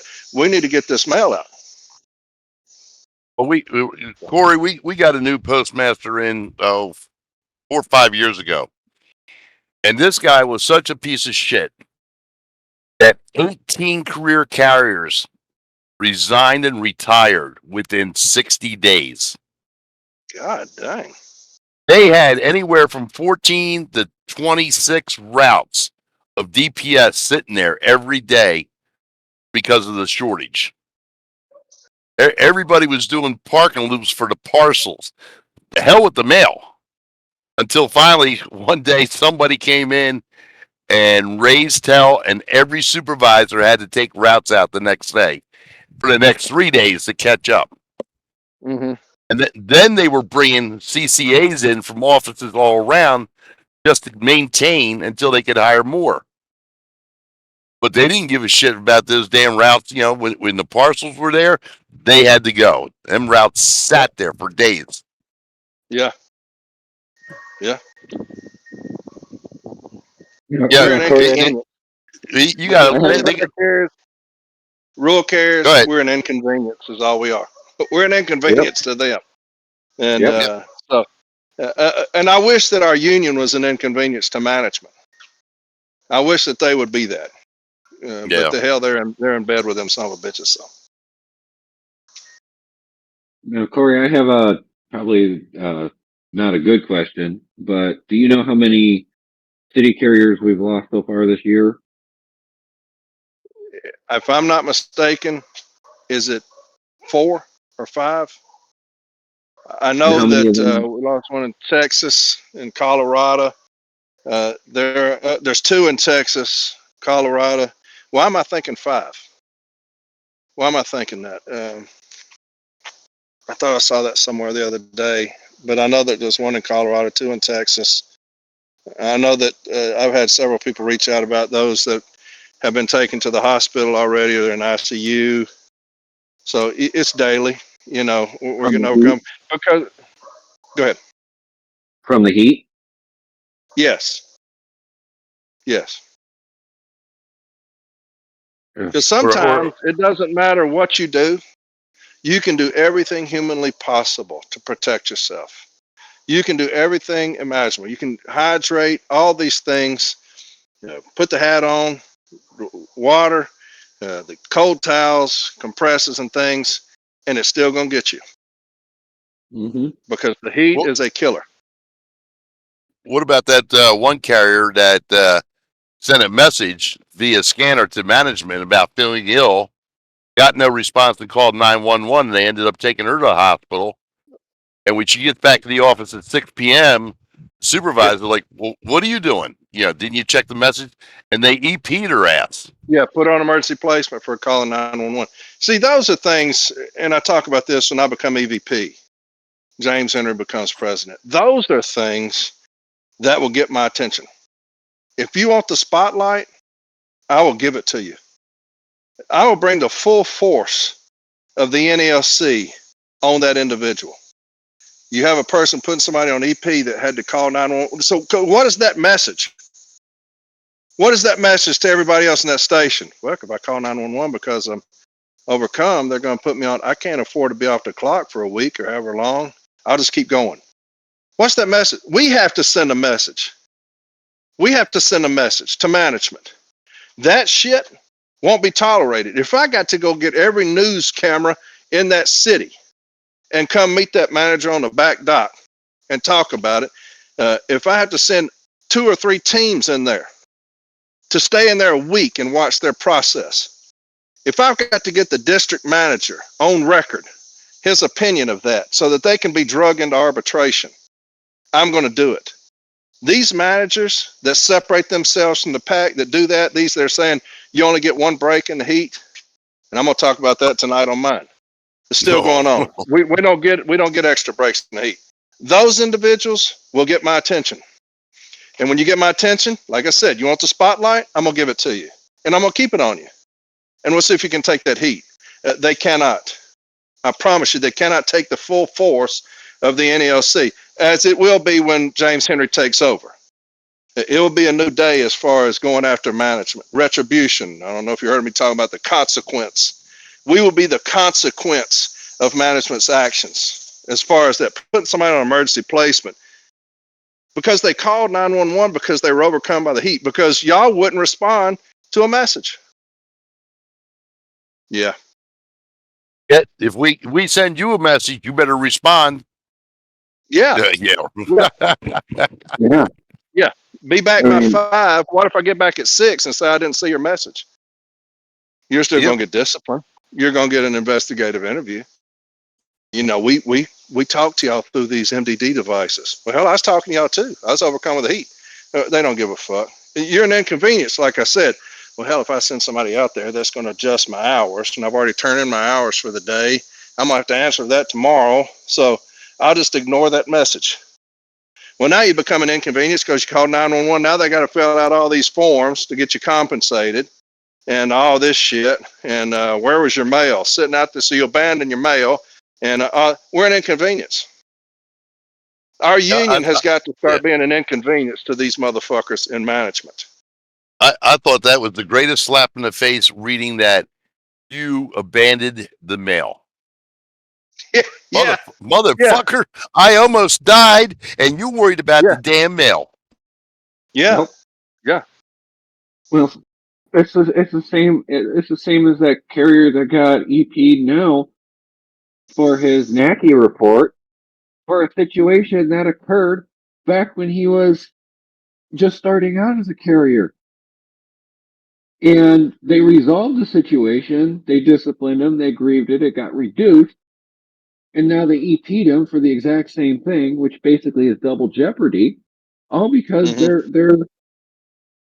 their new thing is the NACI report and finding ways to get rid of carriers that way, since obviously the pods didn't work too well for them. Yeah, I mean, it's like everything they do, they try to find ways to get rid of carriers. and increase the number of management. It's time for these unions to come down on them with a combined effort. We have Yeah. 630,000 people in this postal Yeah. service, 630,000 voices that could come down on this management and shut them down. You ever seen the movie The Warriors? Yeah, exactly. Remember when they all met Yep. and you had the man say, "Hey, we outnumber everybody." We remember he Yeah. said, "Can you dig it?" Him, and Yeah. That's what he was saying. look, we can run all this if we get together. If we are united together, these unions, if we do that, we can run this. Our Yeah. problem is y'all are going y'all's way. You got about 10% involvement. We're going our way. We finally got involvement, but our leadership is piss poor. The APW, I don't know what they're doing. It looks hell, they got 100% cola at least. Yeah. We didn't get that. And We didn't need it. but so somebody's fighting for something over there. They know what they're doing. And but just imagine, like you say, if the unions would quit, shitting on us and say, we're going to unite with each other and we're going to start dictating things on this workroom floor. We're going to start dictating things in Washington. We're going to go in front of Congress and the Senate. We're going to go over to the presidents, whether you like them or not. You got 4 years of them. We're going to start doing things, letting the public know who we are and what we do. That's what your union should be doing, rather than spinning us into oblivion, rather than being at the local bars till 2 a.m. They need to be at their ass in the office, busting that ass for us, and they're not. But you're exactly right. Imagine the power of that. Just like in the Warriors, when he said, all of this, we outnumber the cops 5-1. Whatever the number was, I can't remember. I had to go back and watch it. But he's exactly right. You want to run things? Get your unions to be united. Y'all have to be united as a carrier craft. The rural carriers have got to be united. Y'all got to stand up at some point if you want change. The city letter carriers have stood up. We're going to make change next year. And a great point. Unite with each other. We could make change this year to start going that direction. Yeah, Our y'all got to. presidency is up for election. I'm running for it. We could make change this year. Yes. And that change could push into the next year when you guys take over and the CLC takes over. James Henry becomes president, and James Henry and I can work together to push this management to be in line, to be militant, to do their job, to follow the contract, and protect the city and rural letter carriers. Yeah, that should be our only concern. That should be the number one concern, protecting our people. I would love it. I would love it. Y'all got to get up and do it, though. Yeah, y'all got to we get up got to and do get it. delegates to do it, and that is on every single rural letter carrier to speak with the delegates that are going to national convention. That is for the alternate delegates who didn't get the delegate nomination to come to national convention and be a voice for the rural carriers on the workroom floor, to push these delegates to vote for the change that the carriers need. It's time for every single rural letter carrier in this craft to stand up like the city carriers did and are going to do when the CLC gets elected next year. And that is the point. We here on this podcast are pushing for carriers to be educated, for carriers to stand up for themselves, for carriers to stand up for this union. Corey's doing that on From 8 Arbitration, along with several other podcasts out there. And that is the change that needs to come across this entire organization, including the APWU, including the mail handlers, every single craft. It's time for us to stop eating scraps. Yes. Spot on. I couldn't have said it better myself. At some point, it has to be that time. And there's no better time than present for y'all. Y'all got this year. At some point, the rural carriers are going to have to say enough is enough. We've got to make a change. like I said, brother, you know, whether you win it or not, as far as the contract, as far as what you're proposing, as far as what you're asking for, as long as your people know that you're in there fighting your ass off for them, that's all I wanted. All I wanted was for Renfro to fight. He probably would have made it, maybe not, but he would have had a better chance at making it if he would have just fought. If all these things he's talking about, all these promises, saying, it's going to be a 9% increase, or else we're not going to settle for anything less than 9%. That's what he's telling us. So we're thinking, damn, go in there and fight for that, brother. We're with you. And 1.3, ended up being 3.9. What happened to the 9%? We're not going to settle for anything less than 9%. You missed the period at the beginning of 9. You missed the period at the beginning. It was 3.9. So yeah, he said 9, but he missed the point 9. Yeah, he missed the 3 point. But yeah, it's that type of shit I'm talking about. The city letter carriers want to see you fight. That's it. I always see these memes come across. If it's 1% chance to win, fight. Fight. If you got 1% chance to win, fight anyway. That's what I've always said. You fight. And so that's what y'all need. Your mindset. Look here. We're gonna evaluate. We're gonna look at everything. What are we worth to us? Not to management, not to the public. What are we worth to us on the workroom floor? That's what I want to propose. What are we worth? We worth $5 more an hour? Then that's what I'm going to go in there and say. My negotiations with management would be one day when we sit down and say, what are the starting things? Well, we're going to need $5 more an hour. Well, we can't do that. Get ready for arbitration. Because I can't go below that, because my people deserve that.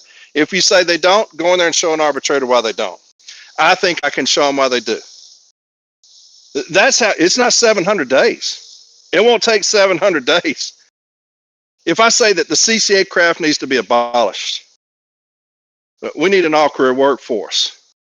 He said that. It's going to be an all-career workforce or it's a non-starter. Well, to me, when you say that, that means it won't start. The first day you go in there and you say, hey, before we start, I need an all-career workforce. Can't do it. We're going to see y'all in arbitration, because that's what I told my people. That's what he told us. My CCAs need a substantial raise, a substantial starting increase. We can give them 90 cents. Brother, get ready.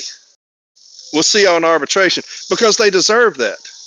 That's where y'all are at, brother. That's where y'all are at. What does the rural carrier craft, what do y'all deserve? We deserve this. Then that's exactly what I'm going to go in there and tell them. Well, Corey, I think you're confused because the post office doesn't know how to manage money. And I'll give you a big, for instance, firsthand knowledge. Wayne, Pennsylvania, SD&C last year tore up the parking lot. And this is close to a 12-acre facility. Tore up the parking lot, dug the ditches, laid in the conduit, ran the lines for 130 plus electric NGDVs. Filled the ditches, okay? Put up the concrete columns to protect the charging stations. Repaved the entire parking lot, which at least 6 acres of it was parking lot. They're going to get the NGDV electric vehicles, right? Wrong. As of Saturday, they delivered 8 gasoline-powered NGDVs. There's 162 in a storage lot waiting for dispersal to other offices as soon as they can find enough people to train the carriers on how to drive them. So you spent millions of dollars with a brand new transformer direct off the power lines, charging stations, repaving the parking lot and everything, and you're not bringing the electric vehicles in. Look at how much money they spend on grievance payouts. Yes, and I don't know whether or not they canceled the electric aspect of the vehicles. There's some reports that they have or have not. But you put in 130 charging stations and you're bringing gasoline-powered vehicles in. Yeah, well, I think I heard where this new administration has canceled that. The electric vehicles. I thought I heard something about it too, but I can't prove it. I would sue them. And I would sit there. Get that back. They took that You back. spent millions on these stations, and you're delivering gas powered vehicles. Yeah. They did We rescind that. don't have the brightest among us leading us. Okay, they're not No, the brightest. They rescinded that the removal of the electric vehicles because it cost the post office $1.5 billion to cancel it. Yeah, I cancel was the fixing to say contract. I would sue for that. That's the same way when they canceled the 50 extra FSS machines after the mail volume started declining. Yeah, and it's almost like you came in at the tail end of flat and said we're going to do FSS. Well, Yeah. We had no foresight. that was funny because in 2001 in our office we were noticing the decline when they started to institute that, and we're sitting there going, no, we don't need these machines. And what, in less than 10 years they were shot to hell. Now the plants How got many transformed. billions was that? Yes. Thank God they had the big buildings for those machines, because they turned around and turned them into parcel sorting offices. Dumbasses. Well, where's that pre-funding on retirement? Where's that money? Oh, yeah. Ask Congress for that. Give Them us that back and we'll be all right. them fucking thieves. They Jesus. they dipped in our pocketbooks, like I was saying. The money's out there. If you want to get in those books and say, hey, from 20 years ago, where's our money been going? And this whole time, y'all kept the essential worker at poverty level, and y'all have spent billions and billions and billions on what? And we, the workers, the ones who touch the mail, have been kept at poverty level. Where's our money? You could be paying us so much more, but you can't, you won't. Where's the money? You got to get in those books. And I would go back and say, here's where they've wasted all this. And you're going to tell me that you can't give me more than 1.3? Come on. UPS can give theirs 50. Where's mine? Where's mine?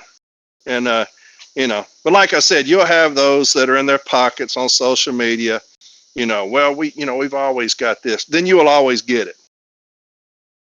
You'll always, if that's your position, then you'll always, don't even get into contract negotiations. Just tell me, hey, I just go and give me that 1.3. It'll save us a lot of time and money. But you got to get somebody. You got to get a champion. All right, Josh, you've been calling for a while. You got anything for Corey? Want to come to National Convention in Orlando to really pep up the crowd?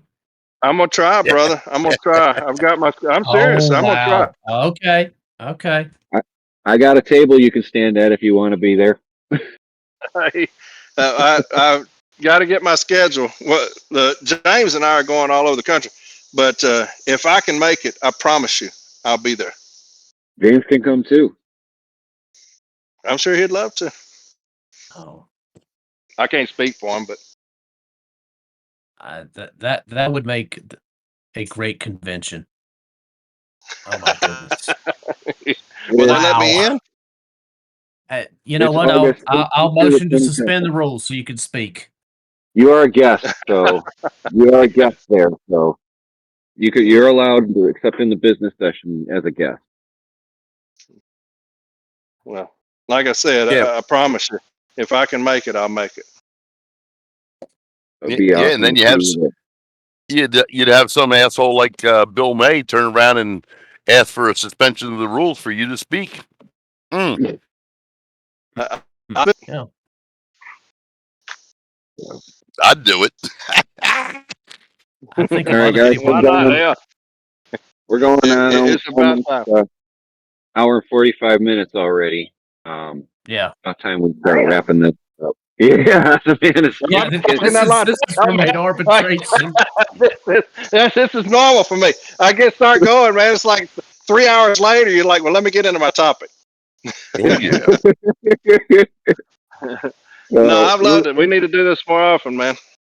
Yes. So, Corey, we usually do this on every podcast. We want your final thoughts on this episode. What is your message you want to give to the rural carriers listening to this? Yeah, you got to stand up. At some point, rural letter carriers, you've got to stand up, or it will always be this way. You want to stand in the soup line forever? Stay with what you got. Stay with the status quo. And I promise you that's what you're going to be eating. Okay? You want to stay at poverty level? Stay with what you got. That's an easy fix. You don't have to do a damn thing. Have about 14,000 vote on your next contract. Vote on your next TA. You want to stay where you're at? Do that. Y'all are in good shape. But if you want to make a difference, if you want to make a change, you got to stand up eventually. You got to pick your captain and say, this is the one. This is the one who's going to lead us forward. That's going to fight for us. Win or lose. Win or lose. Fight. You got that one. You got that, Captain. He's telling you here on this episode, I'm standing up for you. I'm going to do it. I'm going to take that over. You got to get rid of this establishment. We're doing it next year. You got to get rid of the establishment. Those that have forgotten where they've come from. It's about one thing and one thing only, the craft, the rank and file. It's about one thing and one thing only. As soon as y'all get that in y'all's heads, you'll make a change. You got to love each other. Above everything else, it's love. You love your people on the floor. Nationwide, when you talk about one harmed or all harmed, you got to love each other. You want a revolution? You want a phenomenon that they're talking about? You want a movement? Love each other. And rural carriers, you can do it. Hey, y'all are no different than we are, other than y'all evaluated. But y'all can do it. It's just a matter of somebody standing up saying, hey, look, I will take this flag. I will take it. Get behind me. I got this. And you got that person. He's on this episode here today. And so that would be my thing, man. Y'all want to talk about getting this movement going together? I'm all for it. I'm EVP. James Henry and I, we're down with it. Y'all want to come on board and let's do this together? I'm telling you now that'll happen. I'm telling you now, that's my word. We'll do that. We will change the workroom floor. We will change the environment on the workroom floor, and together we will change the culture of these unions to get back to doing what we're supposed to be doing, the agent, representing the carriers. That's what we could get back to, and we'll do it. Y'all do it. Y'all do it. But if I could say one thing, I'd say those 5 right there.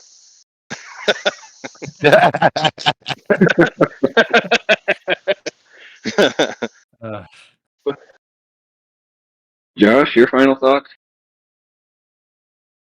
Well, I can't really add more than what Corey said. I will say this. It's hot, y'all. Make sure you're Yes. hydrating. Make sure you're wearing that seatbelt. Make sure that you're the captain of your own ship when you're out there in that vehicle. If you don't feel good, call somebody. If they try to write you up, great. Have fun with that one. Yes. I don't want to see one more carrier perishing in this heat or being injured. One is too many. So next week, hydrate. Make sure you got your sunscreen, wear your hat. And if you feel overcome by the heat, call somebody because you are the most important delivery at the end of the day.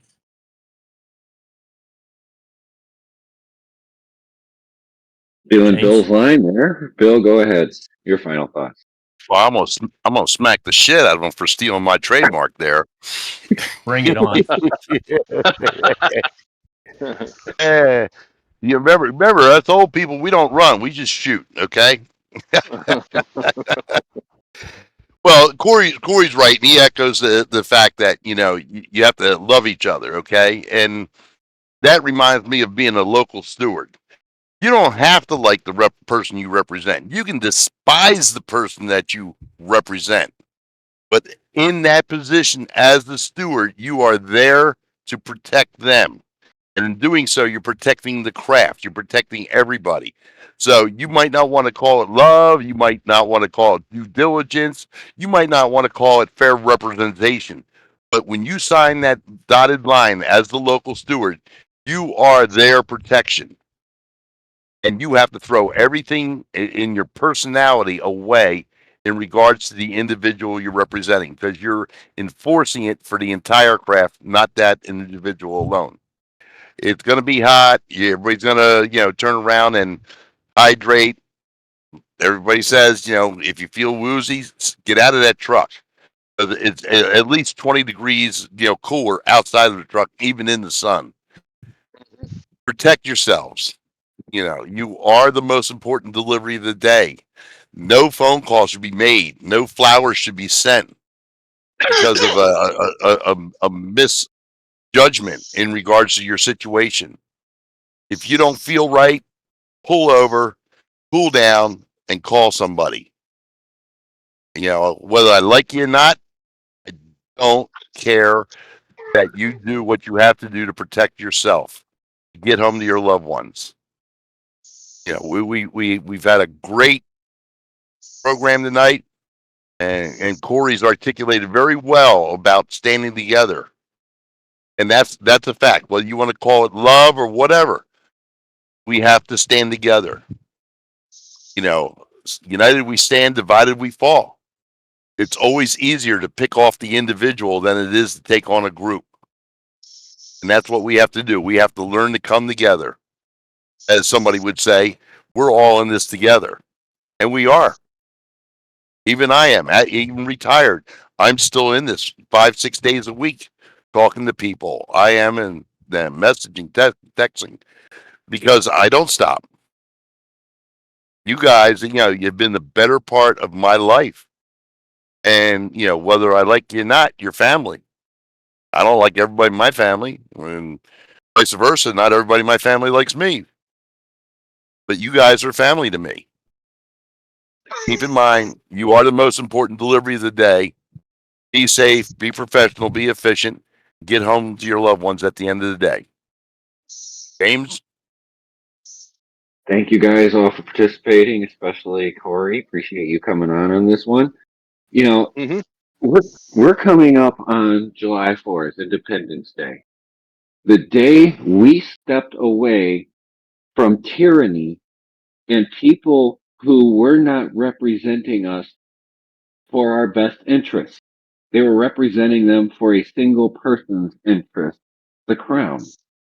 And here we are with leaders who wear a crown, think they're the most important person in this entire union because their title is president. It's the same title as a king. They think they control everything, they're responsible for everything, and they're the only ones that can make the best decisions for this craft.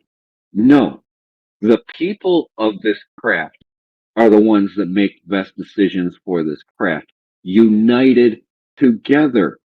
That is why we have national conventions. That's why we have state conventions, is so our people have the chance to step up, stand up, and say what direction they want this craft to go. And it is time for this craft to do that.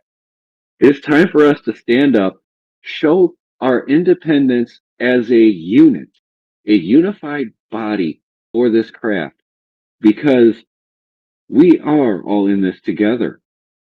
And whether you like a person or not, you still have to treat them with dignity, fairness, and respect. Like Bill said and Josh said, you don't have to like the person to defend the craft. That is the whole point of the steward system, is to defend the craft.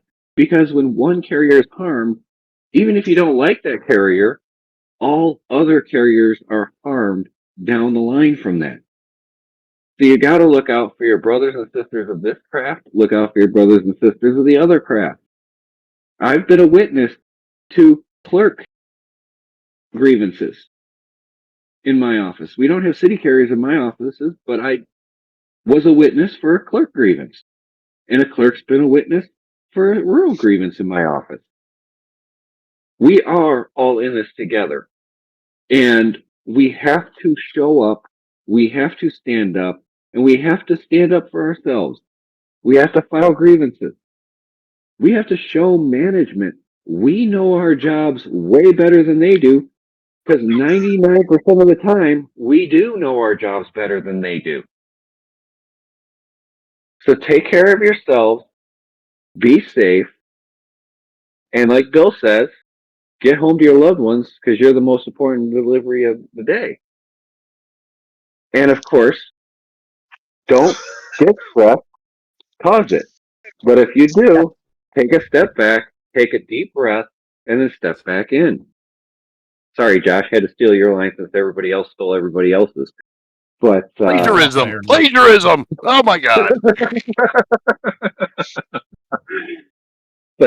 Yes, we will be back again next week for another episode. We appreciate you guys coming and listening to us, and again, appreciate Corey for taking time out of his busy schedule to join us on here. And Absolutely. remember, folks, we are all in this together. We'll see you next week. May I say one thing before we close? Go for it. Please be sure to check out From A to Arbitration and all related podcasts. There's several on his page, the CCA Corner and Build a Fighting NALC, along with others that I'm pretty sure I'm missing. But again, Corey, thank you so much for being on here tonight. And My pleasure. I look forward to more podcasts like this. Anytime. Y'all give me a call. As Corey, as we say in Ireland, much ass, grassy ass. All of it. Good night, everybody. Good night and good luck.